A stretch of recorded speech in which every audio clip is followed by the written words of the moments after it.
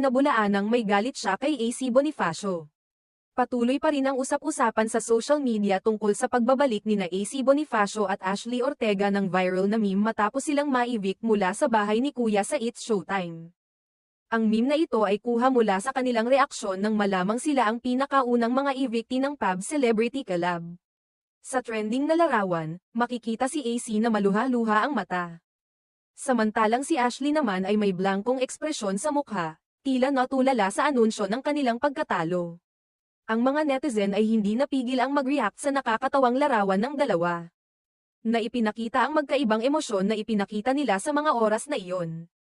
Marami ang natuwa at naaliw nang makita ang dalawa na magkasama sa It's Showtime, pagkatapos nilang lumabas mula sa bahay ni Kuya.